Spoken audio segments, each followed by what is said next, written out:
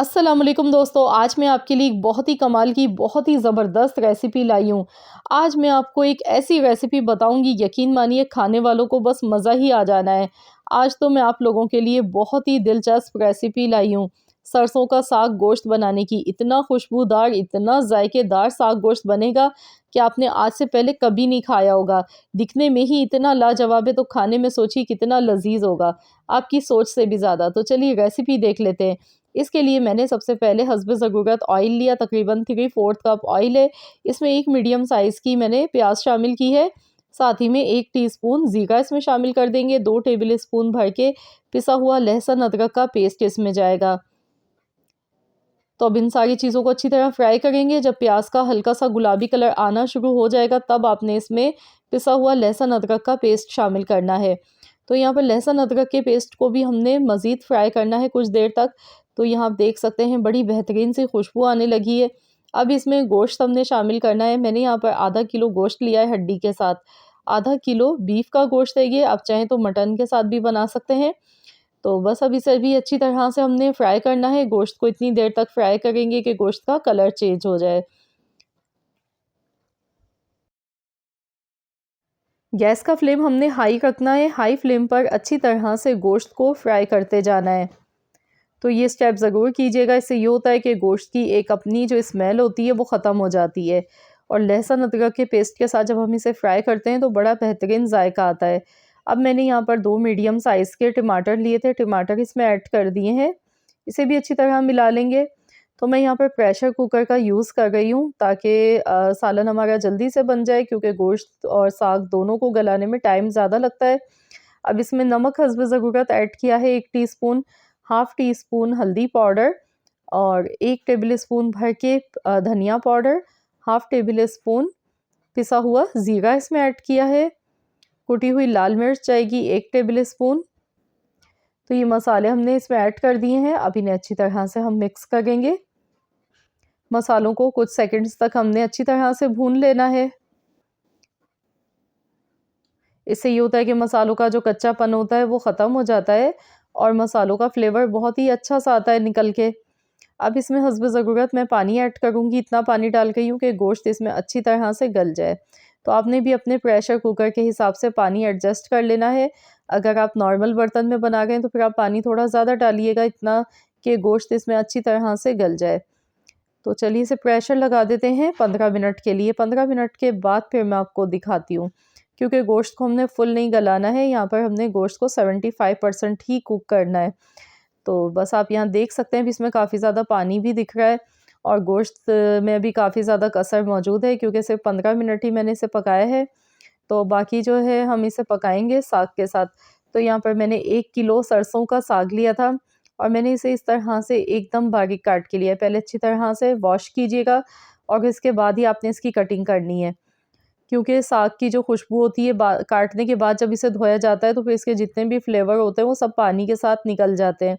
इसलिए जब भी साग आप घर पे लाएँ तो पहले से अच्छी तरह से धो लें, इसके बाद कटिंग करें। इसके साथ ही मैंने आधा किलो पालक ली है।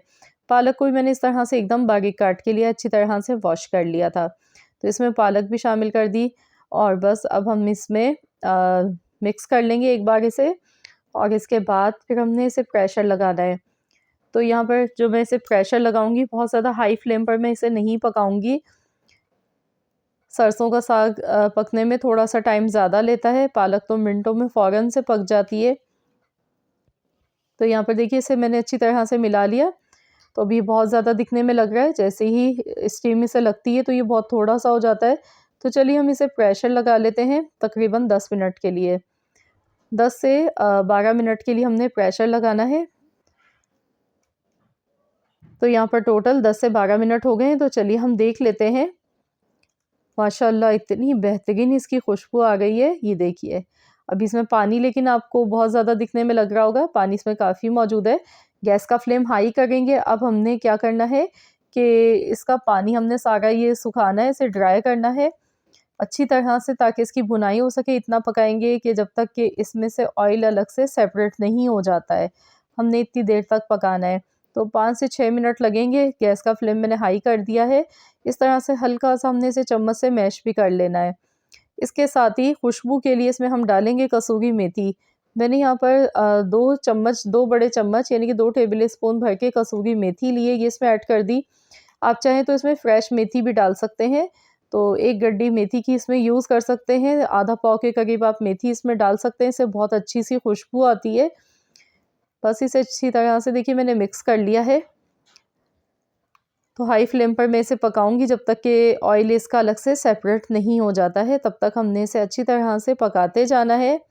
इसके बाद फिर मैं आपको बताऊंगी कि आपने क्या करना है। तो यहाँ पर देखिए ऑयल जो है इसका अलग से सेपरेट होने लगा है, ये देखिए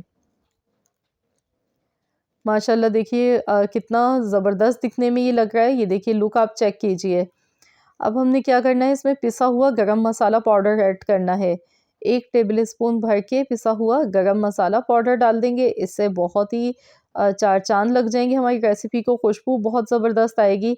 इसे अच्छी तरह से मिला लेते हैं। तो यहाँ देखिए मैंने अच्छी तरह से मिक्स कर दिया। अब मैं इसमें थोड़ा-सा फ्रेश कटा हुआ धनिया और साथ में मैंने 4 हरी मिर्चें ली थी इस तरह से काट के, तो ये भी इसमें ऐड कर देंगे।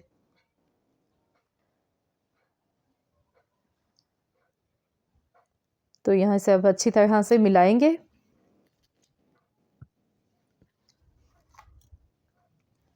तो यहाँ देखिए कितना ज़बरदस्त ये दिखने में लग रहा है। ये देखिए मिनटों में बन गया, क्योंकि मैंने इसे प्रेशर कुकर में बनाया है। बहुत ही कम टाइम लगा है। अगर हम इसे नॉर्मल वैसे ही बर्तन में बनाएँगे तो हमारे 1.5 से 2 घंटे लग जाते हैं पकाने में। तो इस वजह से मैंने प्रेशर कुकर में बनाया, लेकिन आप चाहें तो नॉर्मल पतीली में भी बना सकते हैं, कोई इशू नहीं है। बस उसमें टाइम आपका थोड़ा-सा ज़्यादा लगेगा। सेम यही मेथड होगा पकाने का।